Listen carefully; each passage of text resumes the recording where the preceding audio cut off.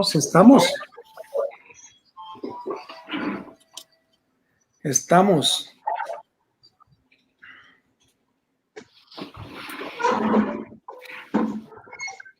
Salud. Salud, Doc. Estoy tomando agüita con limón. Agüita con limón, pero en un cargador de tinta de Hewlett Packard. Con el patrocinio de...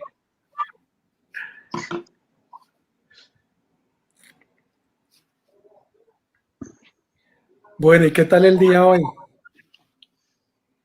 Bien. ¿Cómo estuvo, Doc? Uy. ¿Pesado? Sí.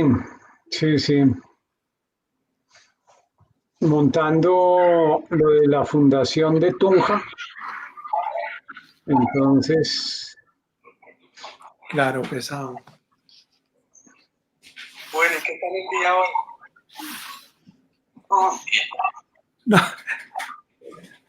Tiene un poco de retraso la señal. Bueno, no sé, retardo. Vamos a seguirla acá. Bueno, ¿el audio está bien así o me pongo algún audífono? No, está perfecto. ¿Qué? Bueno. Está perfecto, Doc. Está perfecto. ¿Y el padre también nos escucha bien? Sí, señor. Sí, señor. Ok. Bueno, ya hay 12 personas viéndonos, acompañándonos.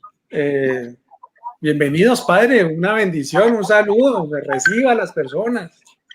Bueno, un gusto en esta noche iniciar en nuestro nuevo espacio de casero, hecho en casa, y que lo hagamos en el nombre de Dios Todopoderoso, en el nombre del Padre, del Hijo y del Espíritu Santo. Amén.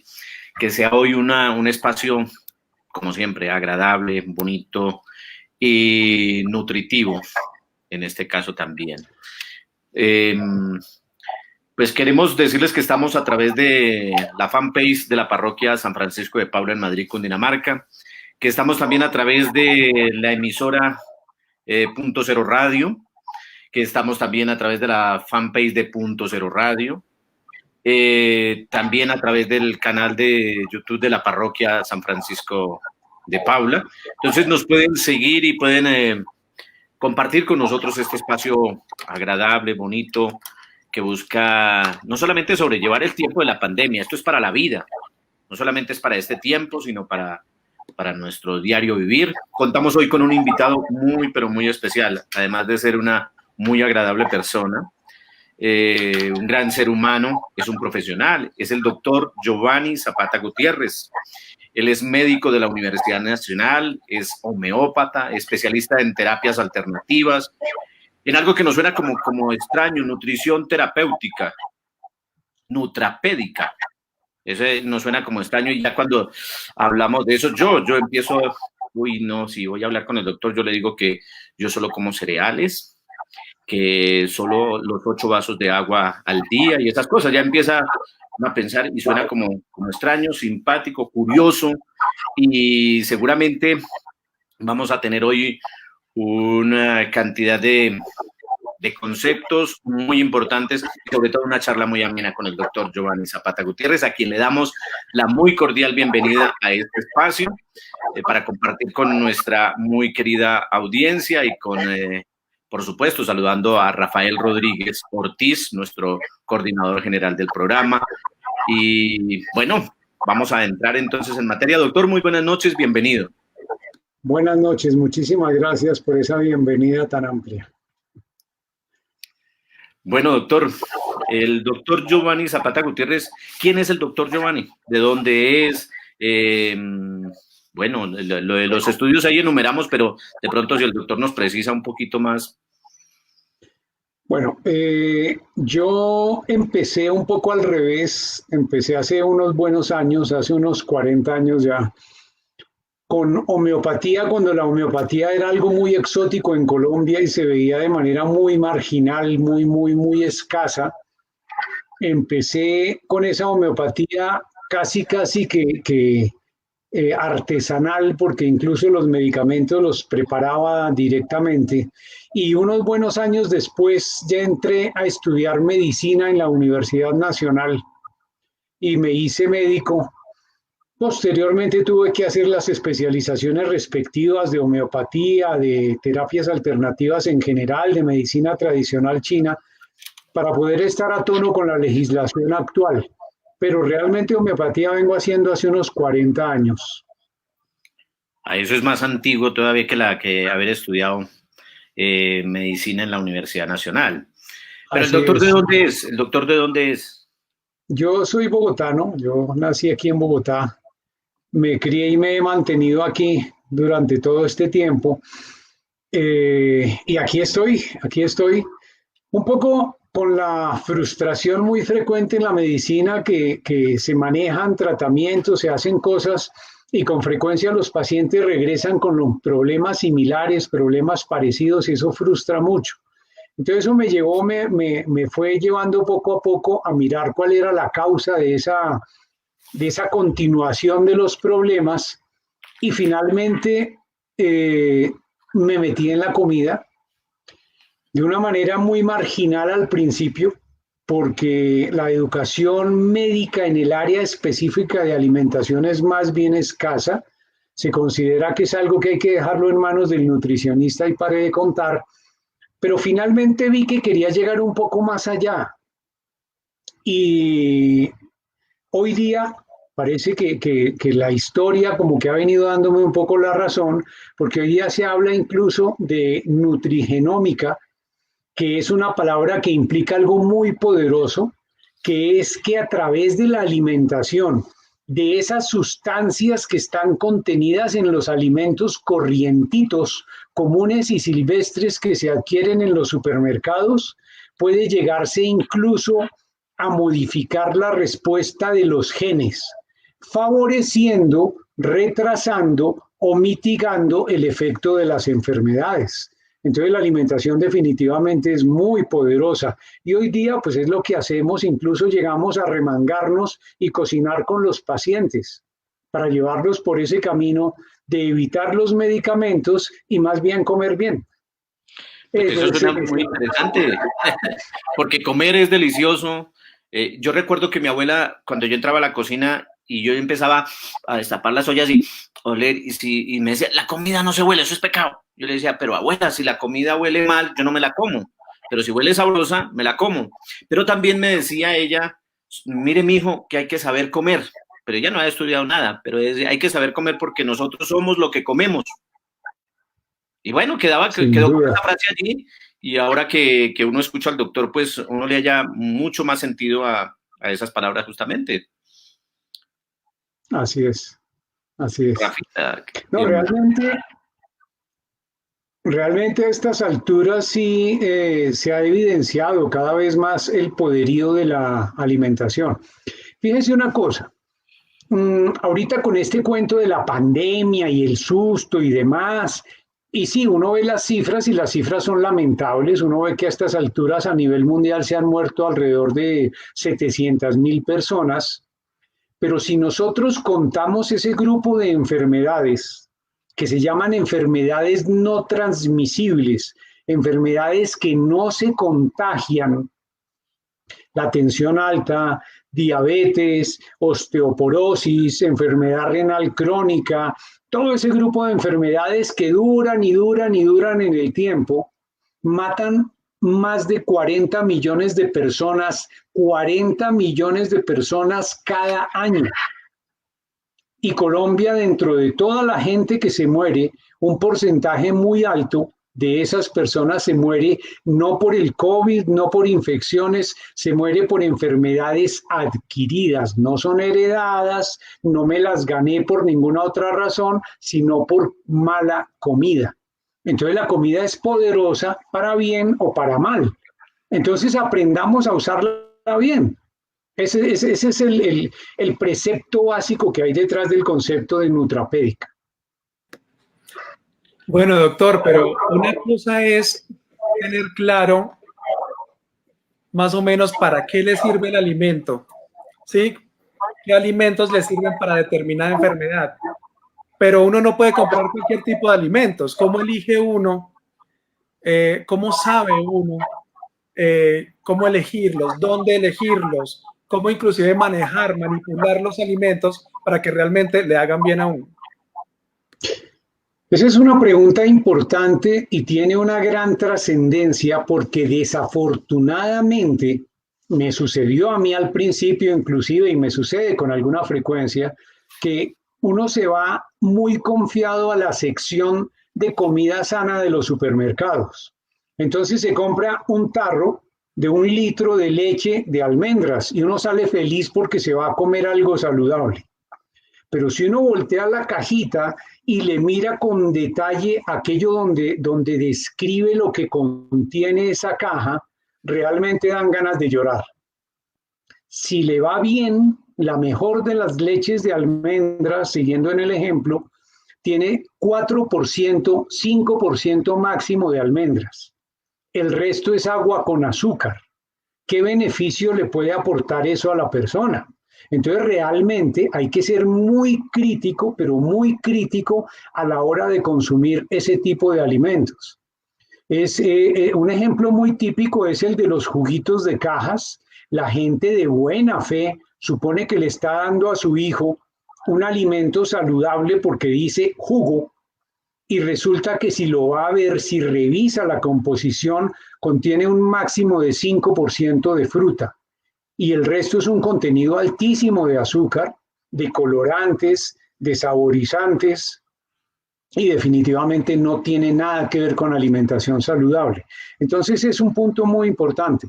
Revisar con cuidado qué es lo que me voy a comer, así me digan y me aseguren que es una alimentación saludable. Una anotación adicional. Hay gente que presume que de manera instantánea el hecho de que sea comida vegetariana, por decir algo, es comida inmediatamente saludable. Y resulta que no es así, porque con mucha frecuencia se hacen fritos en la comida vegetariana, se hacen croquetas, entonces como son croquetas de brócoli son muy saludables. Y el aceite que se utilizó para producirlas, resulta que va directo acá y ahí empezamos a tener los problemas. Todo eso es lo que intentamos educar al paciente, porque pensamos que es eso, es empoderar el paciente, que se apodere, que agarre la información para que la pueda utilizar después como defensa de su salud posterior.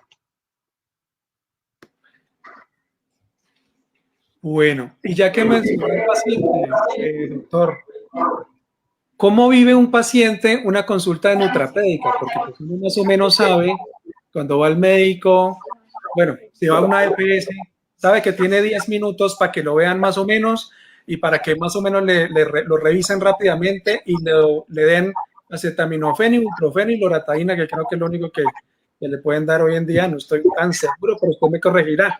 Pero ¿cómo es una consulta con este enfoque? Bueno, la nutrapédica exige un poco de paciencia.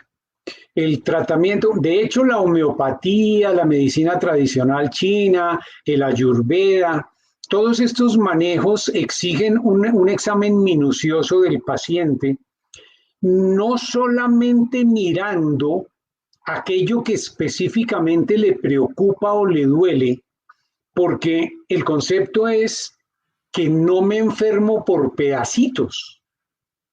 El hecho de que a mí me hayan diagnosticado tensión alta de ninguna manera quiere decir que mi único problema es la tensión alta.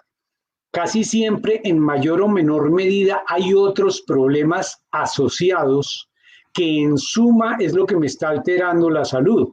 Como consecuencia, el examen en el caso de nutrapédica, por lo menos en mi caso, tarda por lo menos 2 horas para poder hacer un historial decente, un historial bien organizado, conocer qué come el paciente, cómo come. Hace poco tuve un caso que es paradigmático, que ilustra muy bien este concepto.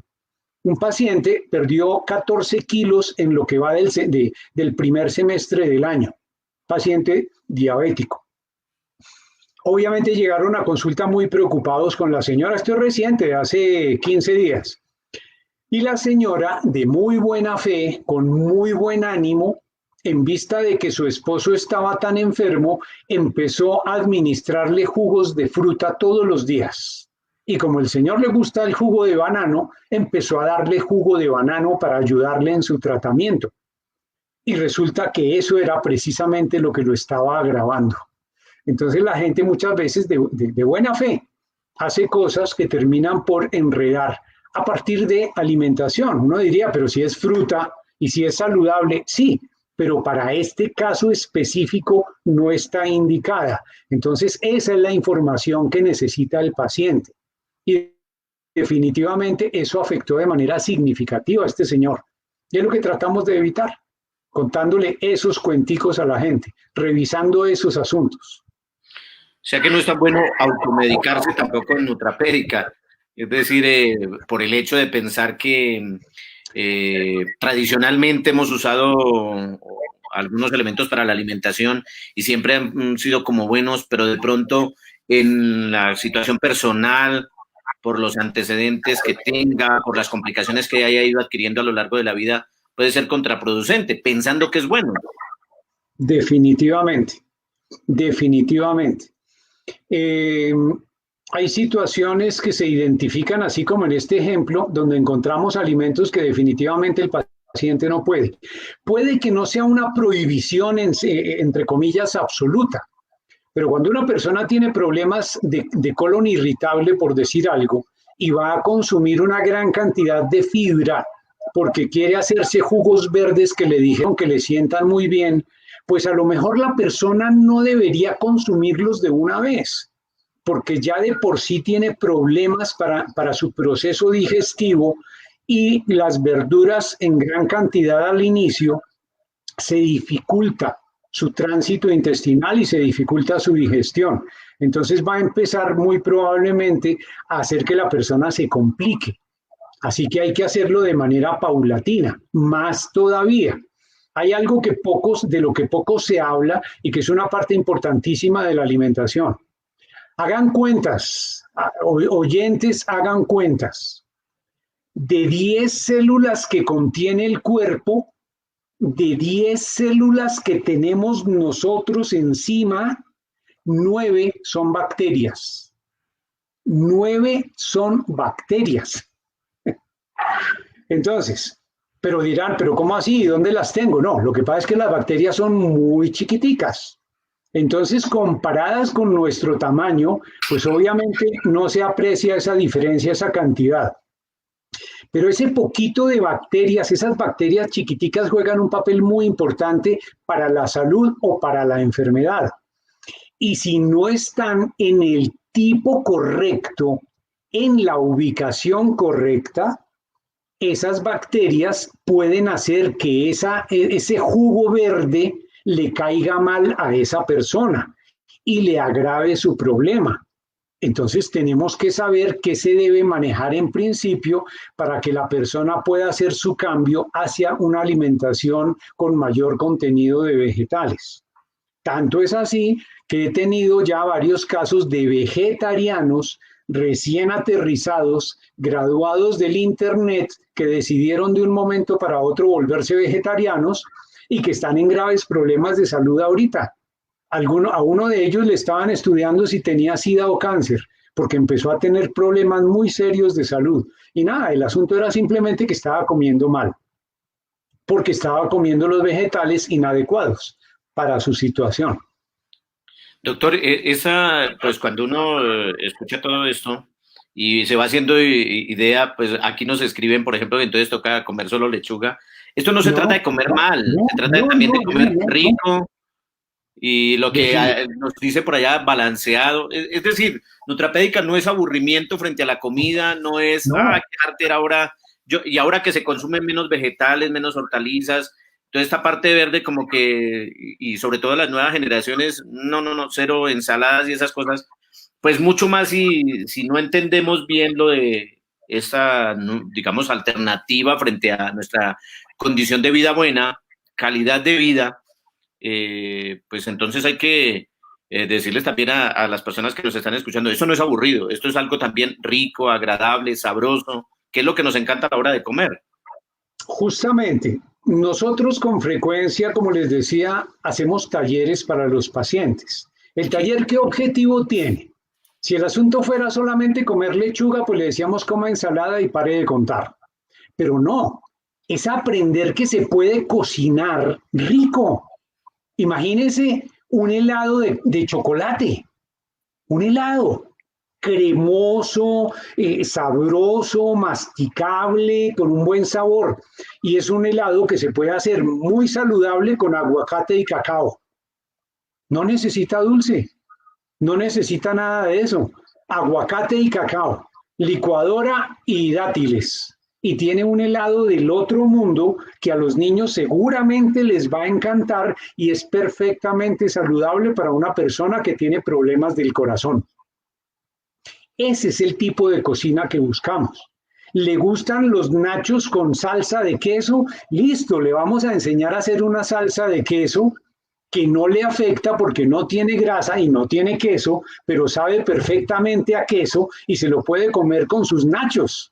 Y lo disfruta y le sabe muy bueno y se está nutriendo bien, pero no está sufriendo. Ese es el punto, ese es el quiz del asunto, buscar cómo comer rico, pero comiendo bien.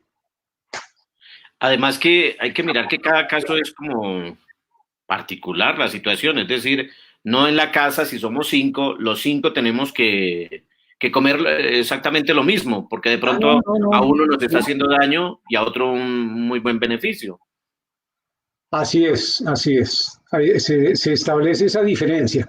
Casi siempre que hacemos estos tratamientos, la gran ventaja es que termina por tener impacto en toda la familia, pero no precisamente para uniformarlos a comer lo mismo, sino para entender el concepto de cómo utilizo la comida para prevenir enfermedades. Entonces cada uno va aprendiendo a buscar sus alimentos, a hacer sus cosas y eventualmente a compartir algunas. Y de esa manera todo el mundo come bien, queda satisfecho, pero además comió algo que le gustó, que lo impulsa a seguir por el mismo camino. Sí, se nos va por momentos la señal, pero estamos entendiendo el gusto del comer rico, de que en Nutrapédica también se trata de balancear nuestros alimentos, de hacer agradable el hecho de comer, y además que le está aportando no solamente a vivir, mantener la vida, sino a mejorar nuestra condición de vida incluso. Porque yo le escuchaba en alguna de las charlas, de las conferencias del doctor, que dice, la persona se resigna de pronto con el paso de los años, alguna enfermedad, y dice, definitivamente de algo me tengo que morir. Pero es muy triste, decía el doctor, es muy triste estar pensando que sí, sencillamente me tengo que acostumbrar a los medicamentos y algunos parecen un pollito pues lleno de pepitas, ahí todo el día graneando pepitas para sobrevivir, cuando de pronto nos puede brindar esta terapia la posibilidad de tener una mejor condición de vida. Clarísimo, clarísimo. Obviamente, y no podemos de ninguna manera decir que es que ipso facto, tan pronto llega la gente y empieza a cambiar su alimentación, le quitamos todos sus medicamentos, ni más faltaba, no somos tan atrevidos. Pero la idea es ir acercando la gente poco a poco a lo que puede ser su alimentación ideal, que puede irle aportando lo que requiere, cumpliendo ese requisito, que sea algo agradable, que sea algo organolépticamente aceptable, que le huela bien, que le sepa bien. De eso se trata, pero buscando los alimentos más poderosos que puedan contribuir a su problema. La gente no se imagina, hablando de las bacterias, el poderío de las bacterias que necesitamos en el intestino. Esas bacterias, si cultivamos las que se requieren adecuadamente, llegan a ser tan poderosas que pueden modificar los estados de ánimo. Muchas personas que tienen procesos de depresión, que tienen procesos de alteración de los estados emocionales, están en esas condiciones porque ese segundo cerebro, como se califica a lo que hay en el intestino de la parte nerviosa, no produce unos jugos, unos mensajeros químicos que perturban el cerebro y producen cuadros de depresión. De la misma manera se puede modificar con la alimentación para que se cambien ese tipo de bacterias, cambian su mensaje para el cerebro y de esa manera cambian el estado de depresión de la persona. Tienen un efecto, pero increíblemente poderoso sin tomarse un solo medicamento. De hecho, muchas personas haciendo esos manejos pueden perfectamente abandonar los tratamientos de medicina psiquiátrica simplemente modificando el estado de su intestino. Pero doctor, es que nada más para algunos, así como nos alegra que llegue la hora de la comida, hay otros que no quisieran que no llegara la hora de la comida, justamente por los malestares que la comida le provoca, porque inmediatamente hay gases, porque inmediatamente afecta su sistema, e inmediatamente suelto el estómago, inmediatamente hay... Entonces, muchas personas le tienen pereza y dicen, yo prefiero pasar el día con alguna bebida, con algún líquido que lleve algunos nutrientes y ya. Y dice, me tocó privarme, ya no pude volver a comer, porque para mí es traumático el hecho de comer. Así como para unos es una alegría, para otros es una tristeza a la hora de la comida. Y pensar en poder tener una consulta, poder aprender a comer, sabiendo que eso no es milagroso, no es de comió y ya el otro día, no, ¿cómo me cambió la vida? No, seguramente es un proceso, pero es muy interesante que que tanto el que es muy alegre pueda continuar con la alegría, pero el que nada más en la tristeza de tener que comer, puede haber una posibilidad. Y si eso además tiene una incidencia en nuestro estado de ánimo, pues mucho más rico. Yo afirmo algo que cada día lo veo corroborado por los pacientes que veo. Un paciente con problemas digestivos es un paciente que tiene dolor en alguna parte, así no sean las vías digestivas. Es un paciente que le duelen las articulaciones, es un paciente que le duele alguna cosa en el cuerpo, pero es básicamente producido a partir de algo que también poco se menciona, pero que se conoce muy bien hoy día, que se llama inflamación sistémica de bajo nivel. Inflamación, clarísimo de qué se trata, sistémico, porque no es una pelota en alguna parte, un colorado en alguna parte, sino diseminado en el sistema, en el cuerpo en general.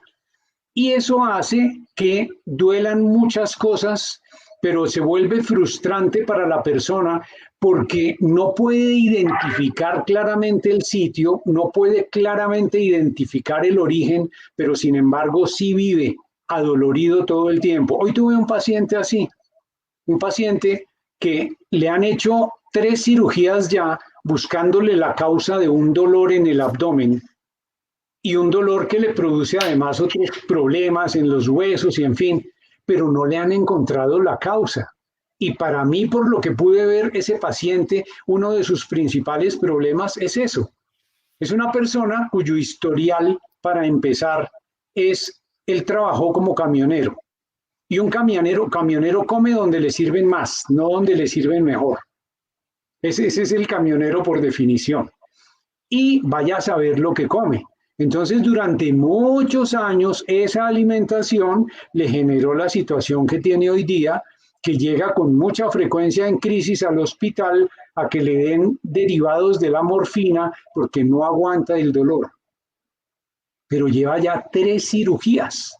Le operaron la vesícula biliar, le operaron un riñón, buscándole eso. No, ahora sí se le va a quitar el dolor. Y la frustración tan grande cuando sale y sale exactamente con el mismo dolor que tenía. Y seguramente, muy seguramente, porque ese caso lo hemos visto, cuando ya empiece a corregir su alimentación, los dolores por lo menos le van a disminuir. Tenemos preguntas de nuestros oyentes, de nuestros televidentes. Sí, ya empezó el bombardeo de preguntas, doctor. Y bueno, hemos visto que el doctor hace también charlas desde su perfil y esas charlas son de un tema específico, del tema del día, pero hoy van a hacer preguntas de todo, padre. Sí. Entonces, primero, pues saludo a todas las personas, a todos los que nos han acompañado, nos están acompañando Hoy pues los saludamos gratamente, pero pues no vamos a publicar su saludo porque preferimos publicar las consultas al doctor. ¿Les parece bien? Entonces vamos a comenzar con esta de Germán Rojas. Buenas noches. ¿Qué alimentos no puede consumir una persona con diabetes crónica y personas propensas a tener diabetes? Definitivamente lo que hay que limitar, lo que hay que tener muy en mente es que una persona cuando tiene diabetes o está empezando el proceso de diabetes, se le ha complicado el manejo del azúcar. Permítanme devolver un poco la explicación para poder llegar a la pregunta. Cuando yo consumo un alimento, el primer paso por el molino lleva ese alimento a desarmarlo en sus partes básicas. Y muchas de esas partes, inclusive cuando hablamos, por ejemplo, de una lechuga, de un brócoli, de un pepino, de alguna manera son azúcares. Azúcares que también están presentes en el maíz, que están presentes en la yuca, en la papa, en la racacha.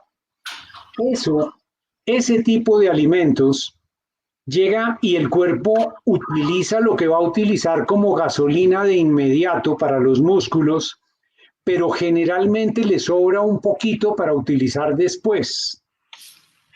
Para poder guardar ese azúcar que se produjo, tiene que hacer un proceso donde, como no lo puede guardar de manera directa, lo vuelve grasa y lo almacena en forma de grasa en algunas áreas. La más notoria generalmente es en el área abdominal. Esos procesos de transformación para los distintos pasos lo hace el cuerpo con la ayuda del páncreas. El páncreas, cada que llega una comida, pega un grito: ¡oiga, llegó comida! Y los músculos abren una puertica para chupar ese azúcar que están dando por ahí, porque el azúcar circulando hace daño. Y lo guardan, empiezan a guardar ese poco que pueden tener para poderlo usar después. Cuando se hace muy repetitivo, porque se tomó el desayuno donde se comió un pan, una arepa, mantequilla, 3 huevos y 2 tazas de chocolate, y a las 2 horas se está comiendo para las medias 9 3 naranjitas, ese exceso de azúcar es cuando empieza a haber problema. El páncreas tiene que gritar de nuevo: llegó azúcar. Y ahí ya los músculos no le paran bolas, se hacen los sordos. Entonces el páncreas tiene que gritar más duro, producir más insulina. Y cada vez el páncreas grita más, los músculos hacen menos caso. Y como ya no se recogió el azúcar, entonces sigue circulando y sigue haciendo daño. Ese es el proceso. Cuando se come un azúcar como el de la lechuga, como el del pepino, como el del brócoli, es un azúcar que entra muy despacito a la sangre. No hay que producir mucha insulina. Pero cuando se come el azúcar de un roscón, de un arequipe, de un bocadillo o de una gaseosa, ese sí pasa como un espagueti cuando se chupa. Y eso es lo que obliga a que el páncreas pegue esos gritos de los que estamos hablando. Entonces se habla de alimentos que tienen un índice glicémico alto. Todo lo que es muy elaborado, todo lo que es muy procesado, todo lo que es muy elaborado, muy refinado, la harina del pan, que es tan refinada, tan bonita, tan blanca.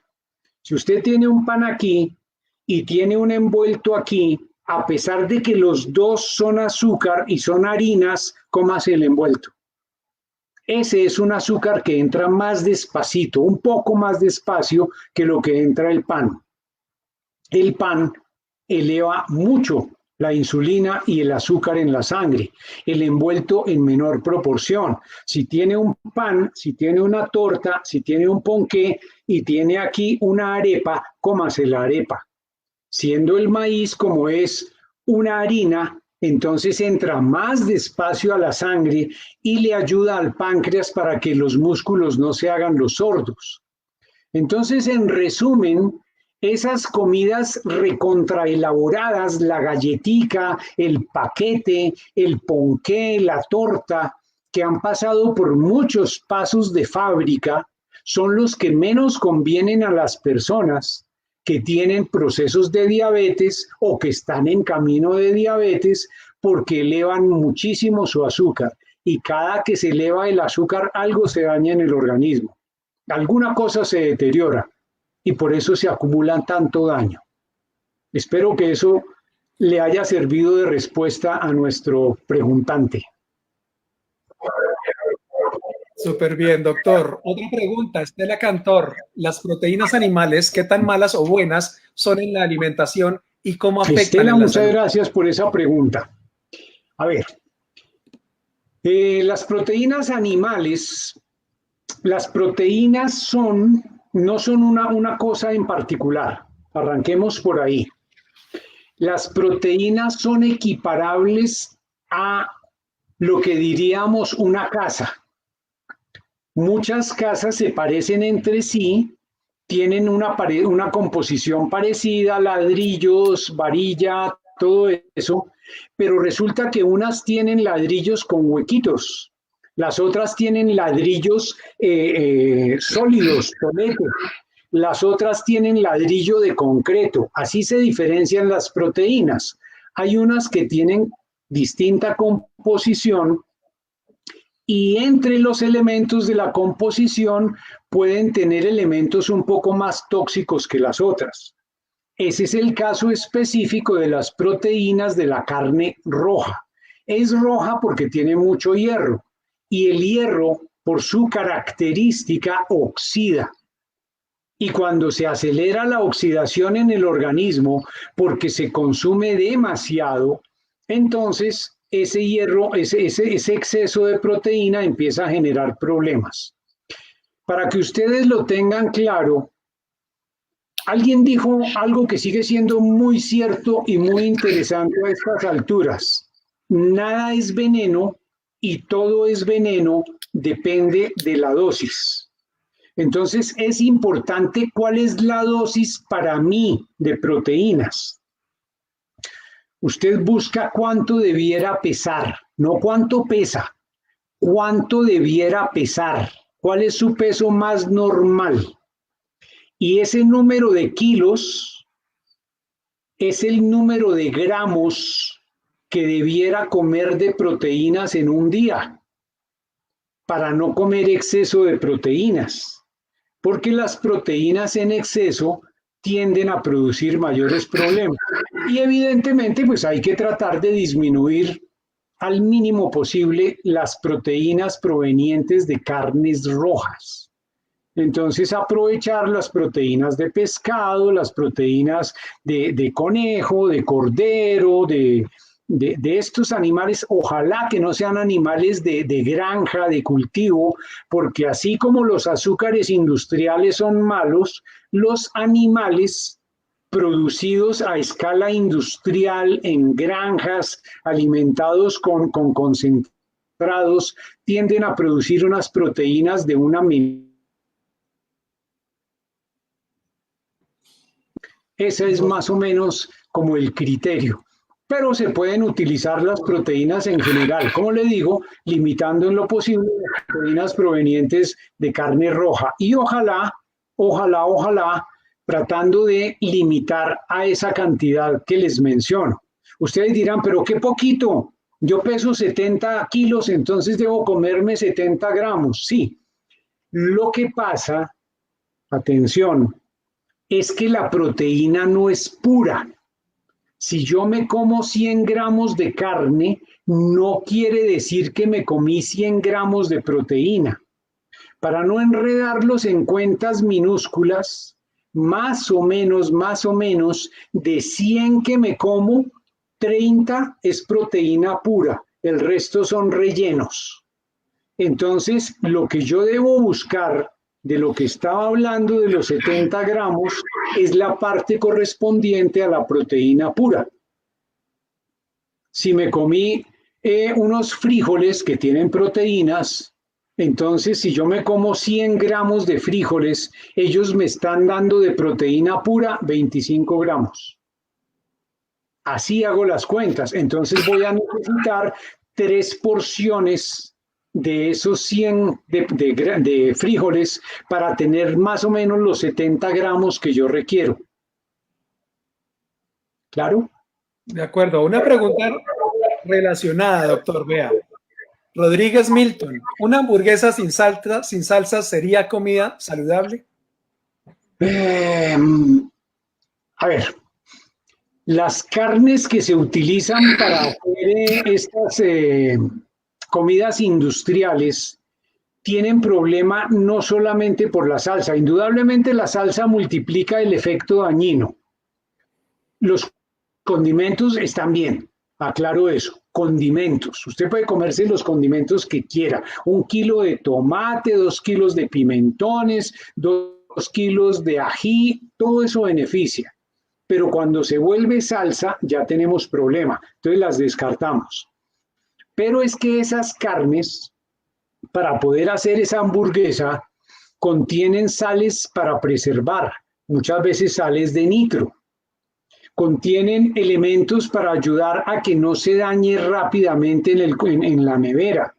Contienen a veces cosas para realzarle el sabor. Si hablamos de una hamburguesa que usted armó en su casa porque usted molió la carne y le puso los condimentos y la armó y la fritó, usted listo, perfecto. Entonces hay que tratar de evitar esas hamburguesas industrializadas y tratar de buscar aquellas que están más bien hechas de manera más artesanal, más casera. Otra preguntita. Pushpa Cruz, ¿qué tiene que comer y no comer para el problema de hipotiroidismo? Me imagino yo que es la pregunta. Sí. Bueno.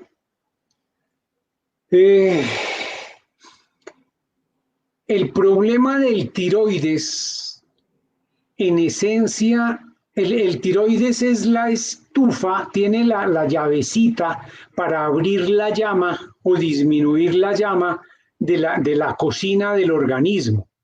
Cuando yo necesito movilizarme, estar activo, estar pendiente, hacer varias cosas, desempeñarme bien, necesito que el tiroides ponga una buena llama para poder funcionar bien. Cuando voy a dormir y todo ese tipo de cosas, entonces se disminuye un poquito esa llama, esa estufa. Los alimentos que contienen yodo, algas, pescados, básicamente esos, la sal, en algunos países se le añade sal, se le añade yodo a la sal, porque en general la gente come muy poco yodo en los demás alimentos. Esos son los alimentos que se utilizan para preservar el funcionamiento del tiroides. Hay algunas cosas que sin ser alimentos, sin ser comidas en sentido estricto, deterioran el funcionamiento del tiroides. Y eso vale la pena tenerlo en mente porque cuando la gente se cepilla los dientes con la cantidad de crema y se traga la mitad de la crema porque le parece que eso sabe rico y no da ningún problema, ese exceso de flúor que contiene la crema para proteger sus dientes afecta el funcionamiento del tiroides, lo disminuye. Entonces, los enjuagues bucales que tienen flúor, la crema dental que tiene flúor, hay que ser muy cuidadoso, no comérselos, no bebérselos, porque tengo afán y tengo que salir rápido, me enjuago la boca con el enjuague y no importa que me trague una parte, eso, o que llevan a los niños al odontólogo y el odontólogo le pone una gran cantidad de flúor con sellantes y por eso los niños aparecen después con los dientes con manchitas blancas. Eso se llama fluorosis. Está indicando que tiene un exceso de flúor. Recuerden que el agua de acueducto contiene flúor, que la sal también se está fluorando y algunos alimentos contienen flúor. El exceso afecta el funcionamiento del tiroides. Entonces consumir aquellos alimentos que vienen con yodo natural. Las algas son una muy buena fuente, pero no se puede comer todos los días algas. hay que comerla 1 o 2 veces máximo en la semana. ¿Qué son las algas? ¿Qué es esa cosa tan extraña? Es lo que utilizan, por ejemplo, para envolver el sushi. Esa hojita verde que se pone por encima es pasto del mar y es un alga, es el alga nori. De esa misma manera, hay muchas algas que se consiguen en varios países. Se consigue el alga nori, se consiguen algas golden, se consiguen a otras algas que son hemp. Esas sirven incluso para hacer ensaladas y muchas cosas, pero no comer más de 1 o 2 veces por semana porque puede poner a funcionar en exceso el tiroides. Bueno, aprovechamos en este momento para saludar a las personas que nos acompañan a través de la emisora Punto Cero Radio, a quienes están a través de la fanpage de la Parroquia San Francisco de Paula. Saludamos a justamente una de las que hace la pregunta ahorita, la hermana Puspa Taracán. Ella está en Puno, en el Perú. Ella es religiosa de la Comunidad de la Cruz, por eso aparecía Puspa Cruz, es porque la Comunidad de la Cruz, y está acompañándonos en este momento con un grupo de estudiantes que justamente viven allí en su casa. Y ella también, pues pendiente a nivel de, pues ella no con la nutrición, pero sí también pendiente de acompañar para que la vida pues tenga como una mejor condición.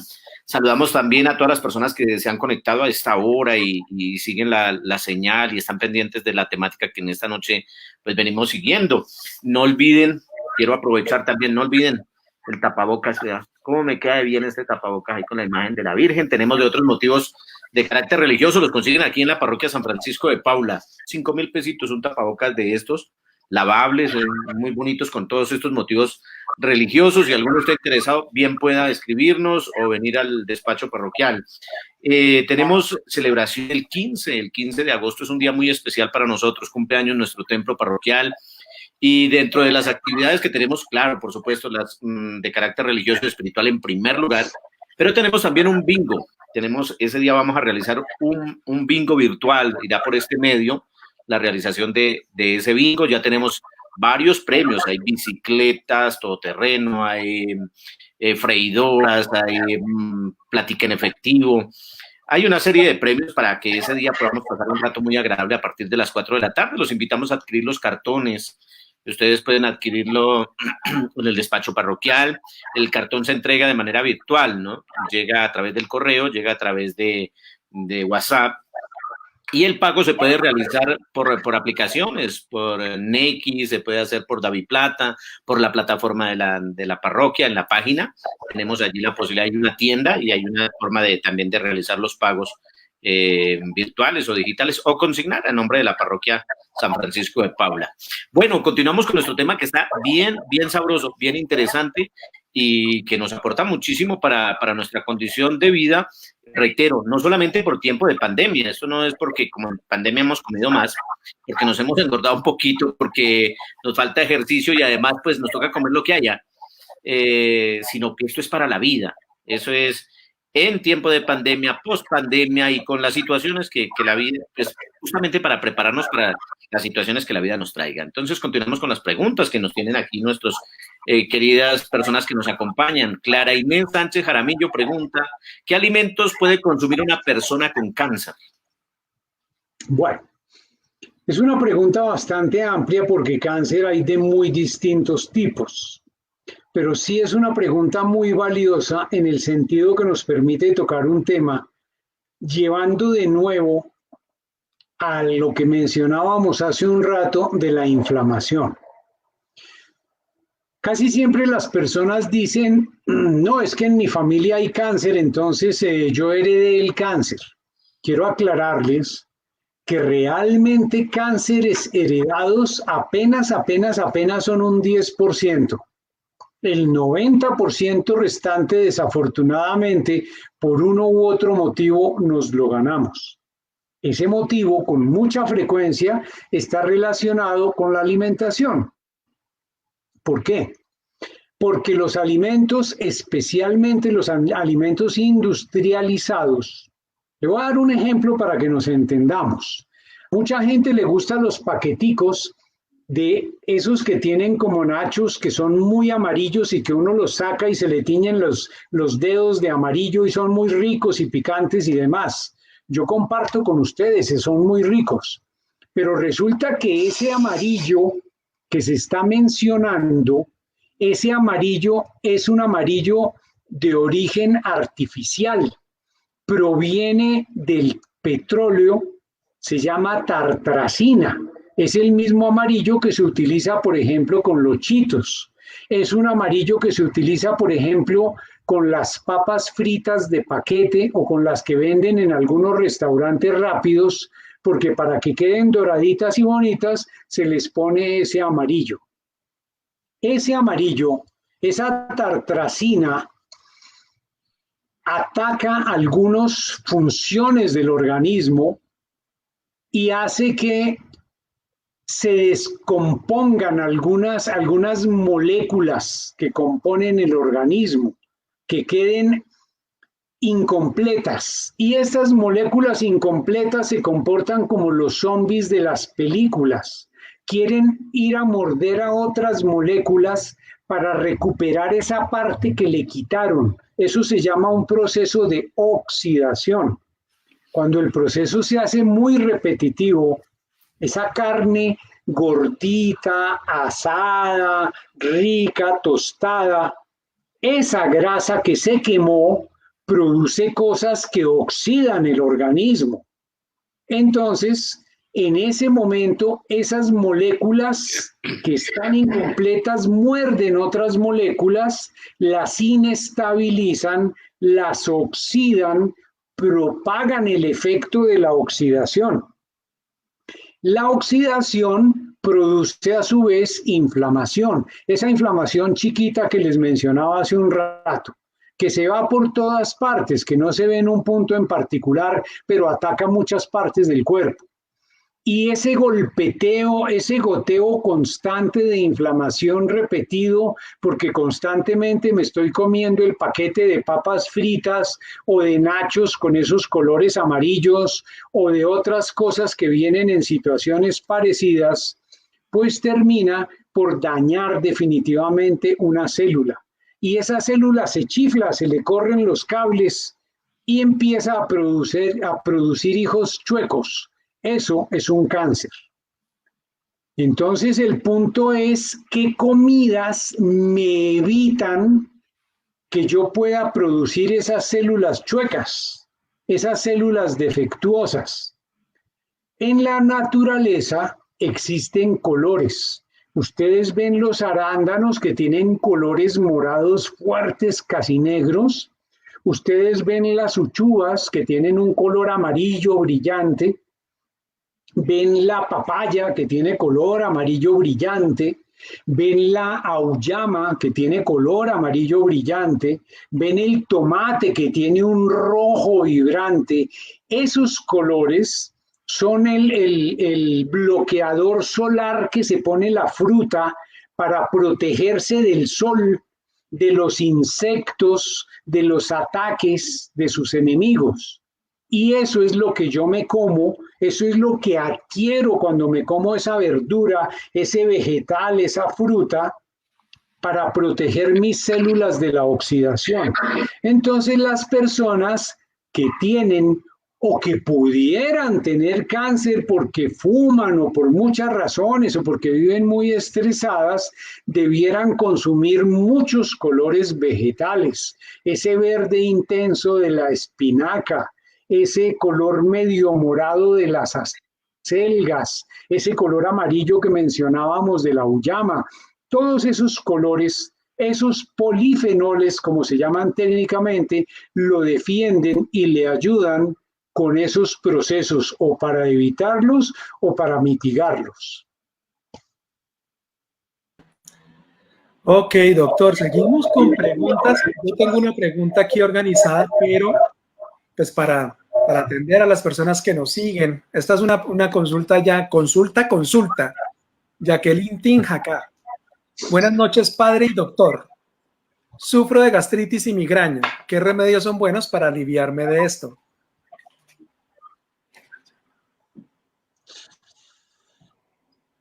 A ver, complicado. Las enfermedades no en todos los casos se originan de la misma forma en todas las personas.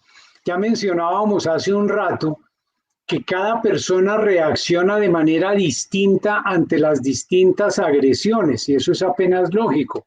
Cada uno tenemos distintos recursos, porque comemos mejor, o porque hacemos ejercicio, o porque no fumamos o sí fumamos. Entonces de eso depende cómo respondemos y de qué nos enfermamos. No puedo, sin tener el conocimiento completo de la persona, el establecer un diagnóstico y de esa manera hacer una receta. No sería correcto a través de este medio, pero sí le puedo prevenir de algo que hemos visto y que es otro de los puntos flojos que tenemos en medicina. Muchos de los procesos de lo denominado migraña tienen que ver con problemas de la boca. Seguramente la cara que ustedes están haciendo allá es la misma cara que me hacen los colegas o me hacen los pacientes cuando hacemos charlas a este respecto. Me explico.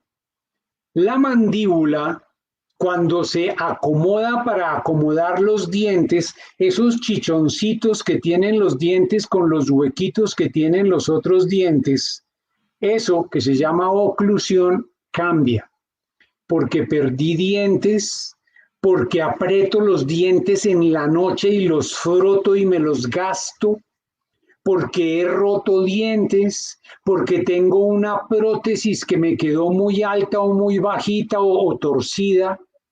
Eso hace que cambie la forma en que muerdo. La oclusión se llama.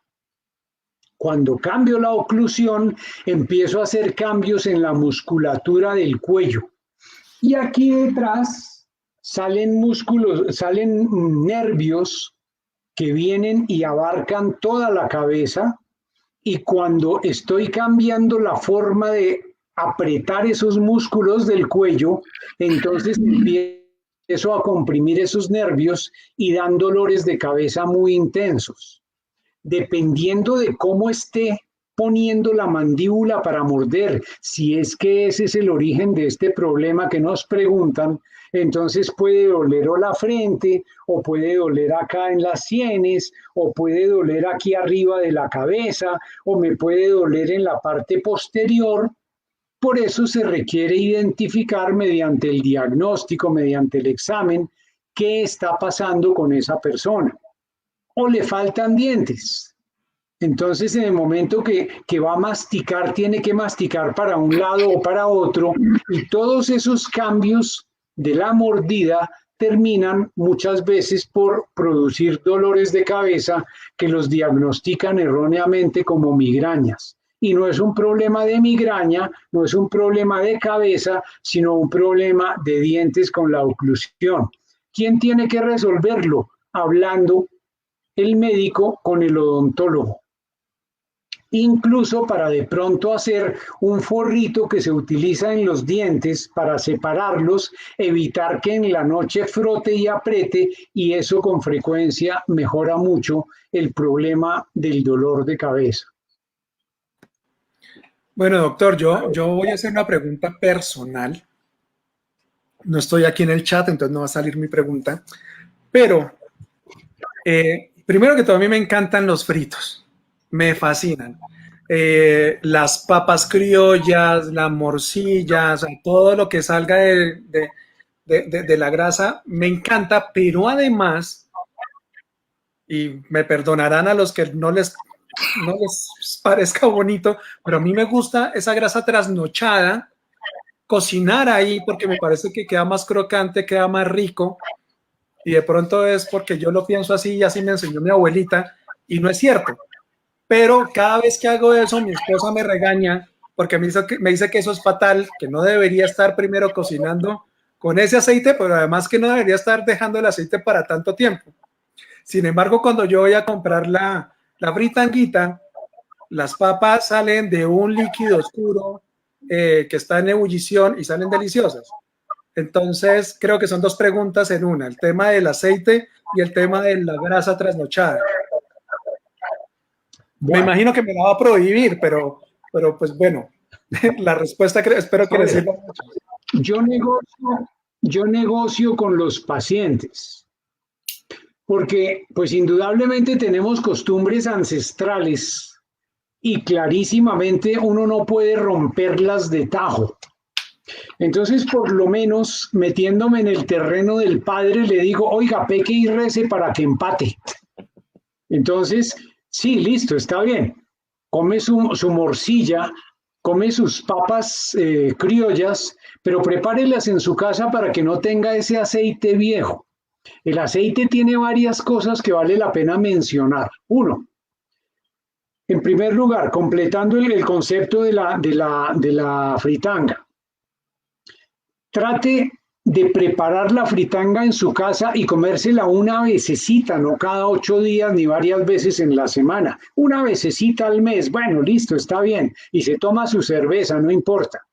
Pero el resto de días dedíquese a comer bien, a alimentarse bien, que eso es precisamente lo que se busca. Pero adicionalmente les decía, el aceite en general que se promueve como avalado por federaciones médicas de muy distintos tipos, que lo aprueba la Federación Cardiológica y lo aprueba la Federación de no sé qué, y esto lo aprueban los médicos de no sé cuántas. Yo no me imagino cómo lo aprueban. Pero el hecho es que el aceite cuando se calienta y sobre todo cuando se usa en varias oportunidades, produce algo muy parecido al plástico. Cuando usted se come ese alimento preparado en ese aceite que ha sido reutilizado varias veces, ese alimento contiene esa sustancia, esas acroleínas, y esas acroleínas son fuertemente oxidantes. Y ya les conté hace un rato que la oxidación repetitiva en el organismo puede llevar a muchos problemas, muchos, y entre ellos uno finalmente es el cáncer. Entonces no nos conviene para nada la oxidación. Mejor todavía, tenemos hoy día ollas freidoras que ahí se pueden ganar una en el bingo que organizó el padre, y esas ollas freidoras aportan algo muy bueno, que es que no se necesita aceite.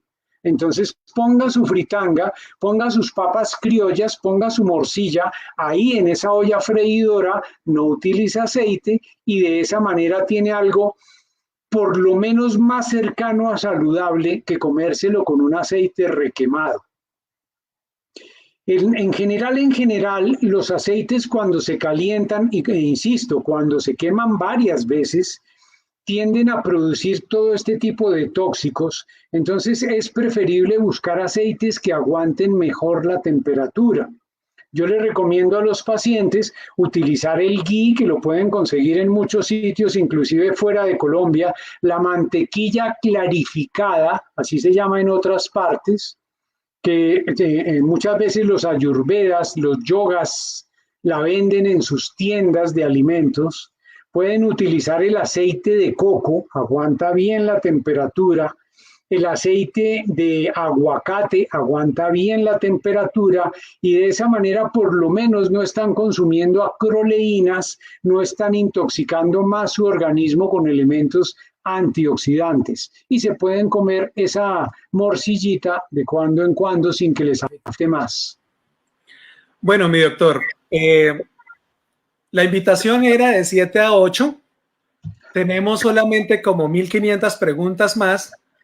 Y no sé si le habíamos contado que nosotros cuando hay muchas preguntas, pues seguimos derecho y no hay problema.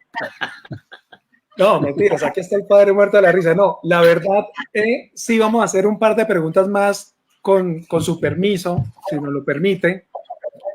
Y ahorita más bien nos puede contar usted de qué otra forma la gente puede hacerle estas preguntas, porque pues efectivamente sí hay bastantes, y esto se nos convirtió en una consulta. Entonces, bueno, voy a hacer una pregunta que me parece que además es muy, está muy relacionada con lo que nos está pasando. María Elena Hernández Correa, ¿qué podemos hacer para subir defensas y en los casos de gripa?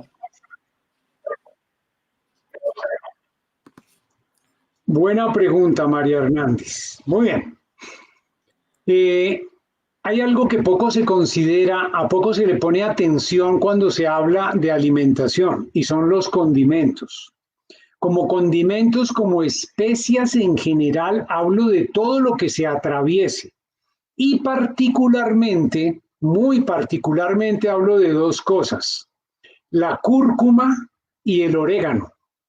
El orégano es increíblemente poderoso a la hora de ayudarnos a enfrentar los virus. La cúrcuma igualmente es poderosa.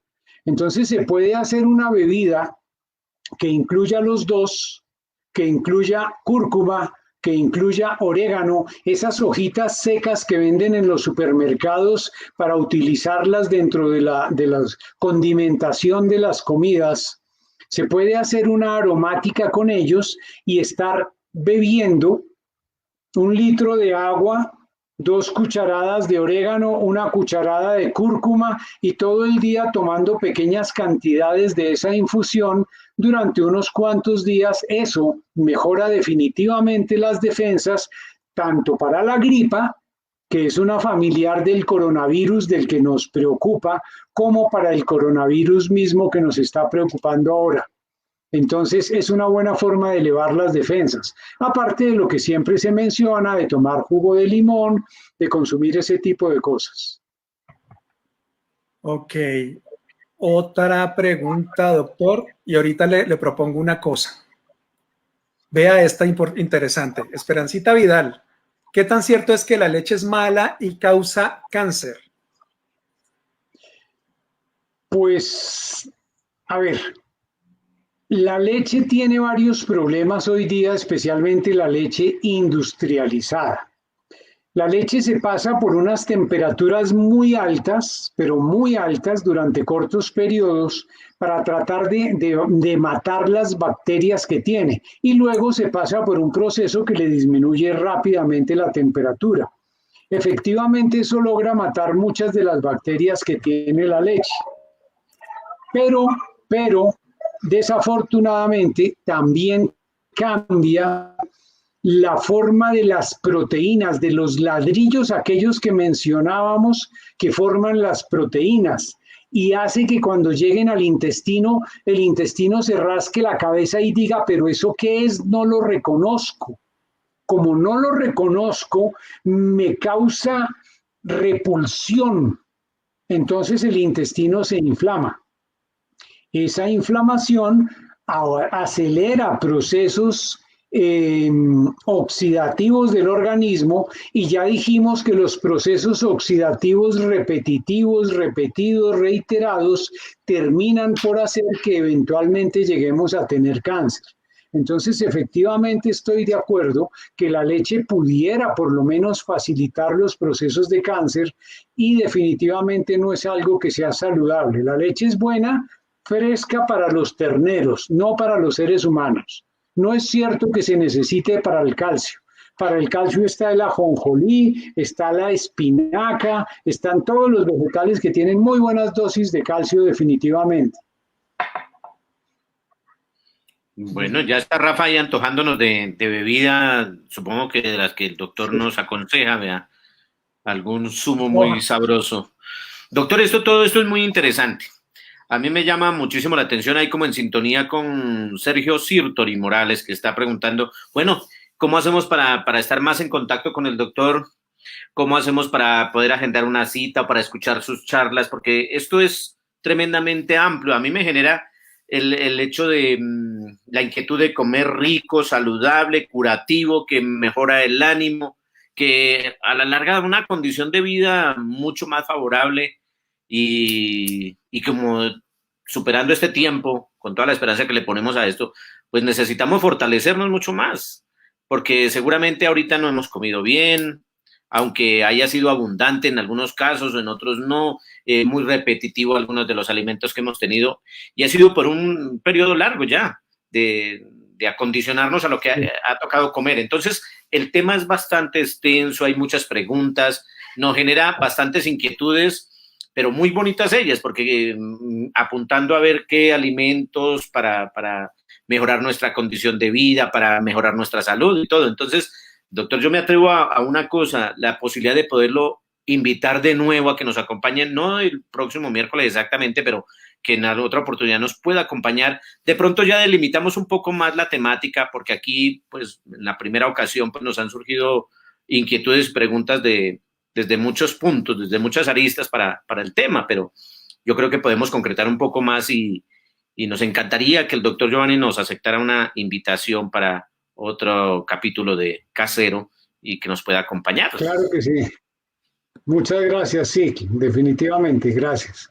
Claro. Doctor, ¿y dónde dentro de la pregunta que hacen, dónde podemos seguirlo? ¿Podemos tener, el doctor tiene algunas charlas con alguna frecuencia? Y pues interesante irnos empapando de muchos más temas que nos aporten a la vida, a la salud.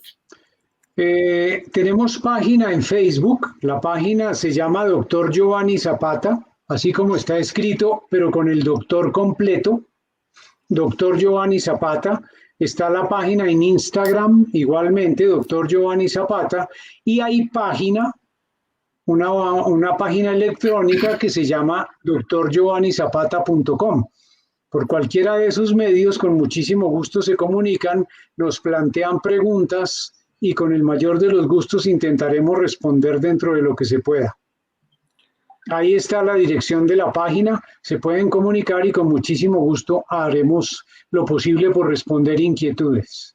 Doctor, una pregunta. Acabo de ingresar a la página y hay un chat. Hay un chat a WhatsApp. ¿Quién responde ese WhatsApp?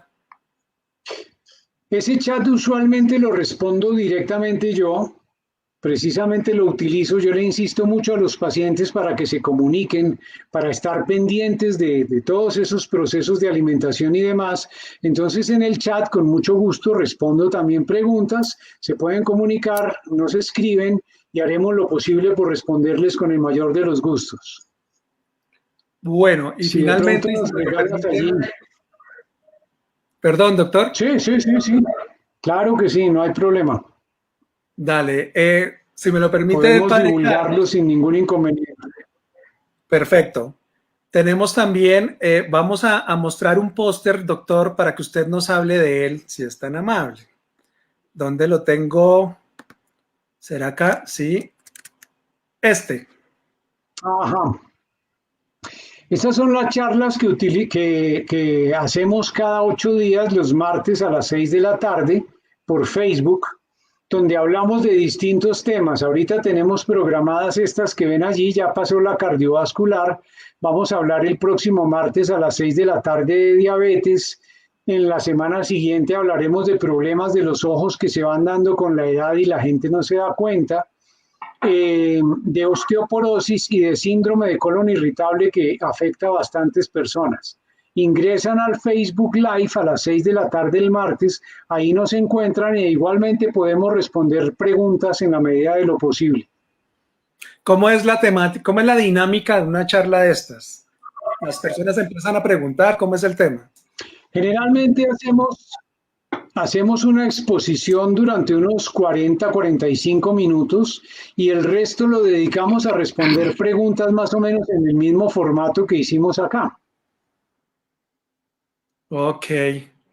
Bueno, pues una maravilla, doctor. Mire, hay un montón de preguntas. Nosotros quisiéramos realmente contestarlas todas, pero ya son las 8:14. La consulta nos va a salir cara. No solo eso, estamos ocupando el tiempo también. Entonces, pues creo que hay dos alternativas. Para la siguiente invitación al doctor, pues seguiremos manejando pues esta dinámica de preguntas y respuestas directamente desde el doctor. Y los que están en este momento en el chat ya saben que desde la página web del doctor está un vínculo a su WhatsApp y ustedes esta pregunta se la podrán formular a él. Ahora bien, hay otra alternativa. Doctor, también si le parece, como este Facebook Live queda almacenado en el perfil de la página de la parroquia, en la página de la parroquia en Facebook, este timeline de preguntas pues queda almacenado y usted directamente también podría contestarlas. O sea, ahí hay como 2 o 3 posibilidades de conectarse con el doctor y pues que quienes han hecho preguntas en vivo y en directo pues las formulen y reciban la respuesta del doctor. Finalmente, invitarlo, doctor, al bingo que vamos a hacer el 15 de este mes. En las dos últimas charlas han sido con cantantes. Uno era un profesor que era cantante y después vino un sacerdote, amigo de la parroquia, que también es cantante, y pues aparentemente ellos nos van a invitar nos van a amenizar el bingo cantando. La invitación para su merced es que participe, porque no lo vamos a poner a hacer consulta en un intermedio, pero sí sería una maravilla que nos acompañara y pues evidentemente apoyemos toda la labor pastoral que hace la parroquia. Padre Carlos. Muy bien. Bueno, agradecer nuevamente al doctor Giovanni Zapata por su amabilidad, por la calidez en este encuentro de esta noche, por dejarnos antojados de alimentarnos más sanamente, más nutritivamente, más sabrosamente, y que nos va a aportar para la salud, la vida y pues mejorar de pronto un poco más la figura, ¿cierto?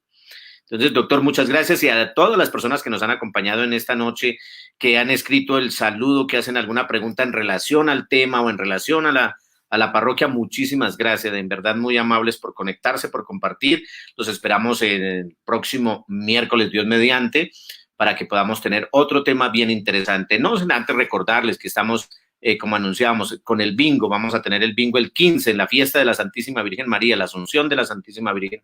Tenemos el bingo a partir de las 4 de la tarde. El valor del cartón es de 20,000 pesitos. Pueden adquirir los cartones que quieran, se envían a través del correo o a través de el WhatsApp, para que ustedes tengan enumerado su cartón, el cartón que los hace partícipes de este bingo.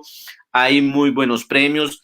Varias personas nos han prometido sus premios y nos van a hacer llegar o bien en efectivo o bien el premio aquí a la parroquia. Nosotros pues coordinamos para la manera de hacerlos llegar o de recogerlos para que podamos tener los premios suficientes, compartir ese bingo en vivo de manera tradicional. Estamos adquiriendo la balotera y todo, no va a ser electrónico, oprimiendo una tecla, sino lo tradicional con los pimpones, dando vuelta para que podamos sacar la balota ganadora.